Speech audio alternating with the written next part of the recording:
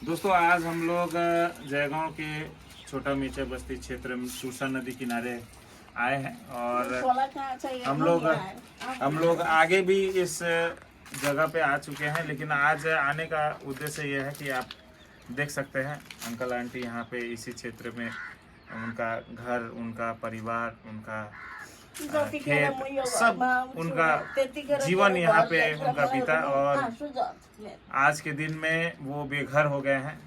घर आप ये जो देख रहे हैं, कभी ये आशियाना हुआ करता था इन लोगों का, यहाँ पे रहते थे, लेकिन आज यहाँ पे कुछ नहीं है, ये आज खंडहर बन गया है। और बगल से आप आवाज़ सुन रहे होंगे, स्वर सुनाई दे रहा होगा नदी का।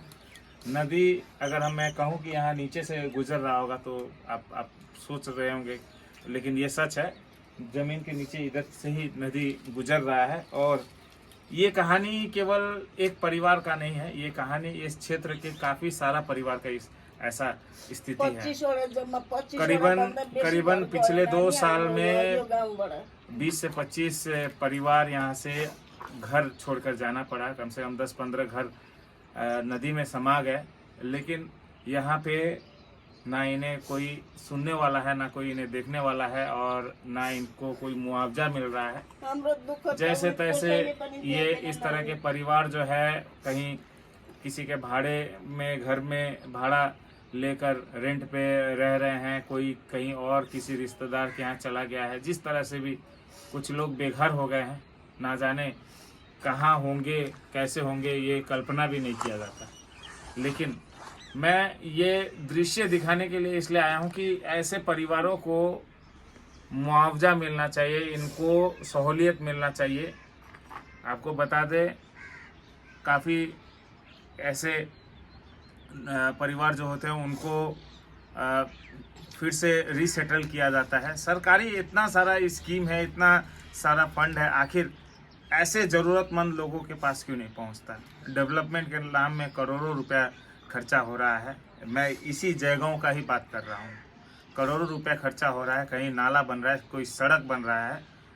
6 महीना 1 साल भी चलेगा कि नहीं चलेगा ये तो समय ही बताएगा, लेकिन ऐसे परिवारों के लिए कुछ मुआवजा मिलना चाहिए था। इन परिवारों को फिर से पूर्ण उन्हें घर बनाने के लिए या कुछ व्यवस्था होना चाहिए, लेकिन ये चीज़ नहीं हो रहा है। आखिर नेतागण क्या कर रहे हैं, आखिर प्रशासन क्या कर रही है, और दुख लगता है। हम लोग पश्चिम बंगाल में रहते हैं। मैं अपील करना चाहूँगा माननीय मुख्यमंत्री ममता बनर्जी जी से। आपने हमारे कालचिनी ब्लॉक में 2 गाँव को फिर से बसाया है। प्राकृतिक आपदा से लड़ रहा था, ऐसे 2 गाँवों को आपने फिर से बसाया है। वहाँ के परिवारों को आपने काफ़ी सारा सहूलियत, सरकारी सहूलियत आपने प्रदान किया है। हमारे जयगांव के लोगों को भी ज़रूरत है। आपको मैं यही कहना चाहूँगा कि यहाँ जयगांव में भी उसी तरह के परिवार हैं जो तुरसा नदी फ्लड विक्टिम हो रखे हैं, और उन्हें सरकार की तरफ से सहूलियत मिले। मैं हाथ जोड़ के निवेदन करता हूँ हमारे यहाँ के नेतागण से, हमारे एडमिनिस्ट्रेशन के अधिकारीगण से, कि आप लोग इस क्षेत्र में आए और ऐसे परिवारों को आइडेंटिफाई करें। सरकार के पास काफ़ी सारा ज़मीन है, उन्हें छोटा सा कोई सेटलमेंट किया जाए। और मैं ये भी कहना चाहूँगा कि जयगांव में काफ़ी सारा चाय सुंदरी का जो प्रोजेक्ट का घर जो है अभी भी वैकेंट पड़ा हुआ है। तो अगर सरकार कुछ ऐसा कोई ऑर्डर पास कर सके ताकि ऐसे फ्लड विक्टिम को भी वहाँ पे रहने का, कम से कम जब तक इनका कोई व्यवस्था नहीं हो जाता तब तक ये लोग वहाँ पे रह सके, ऐसा भी कुछ किया जा सके। मैं अपील करना चाहूँगा। घर खाली है, लोग भटक रहे हैं, क्या पता आपके एक चिट्ठी का इनका जीवन बदल दे। मैं अपील करना चाहूँगा माननीय मुख्यमंत्री ममता बनर्जी जी से, आप पश्चिम बंगाल के यहाँ के लोगों के लिए काफ़ी कुछ कर रही हैं, लेकिन ऐसे भी कुछ वर्ग है, ऐसे भी कुछ परिवार है जिनके पास नहीं पहुँच पा रहा है।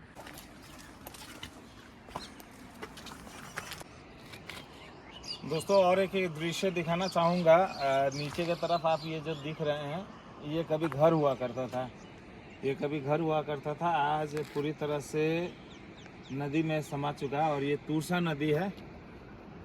आप दूसरे तरफ भी अगर देखेंगे, इस तरफ भी अगर देखेंगे, ये सब यहाँ पे सब जगह पे यहाँ पे पहले लोग रहा करते थे, घर हुआ करता था। आगे भी आप देखेंगे काफ़ी सारा घर, आधा नदी के तरफ लटका हुआ है, आधा अभी ऊपर वैसे ही पड़ा हुआ है। हो सकता है कि कुछ दिनों में उसका भी अस्तित्व चला जाए।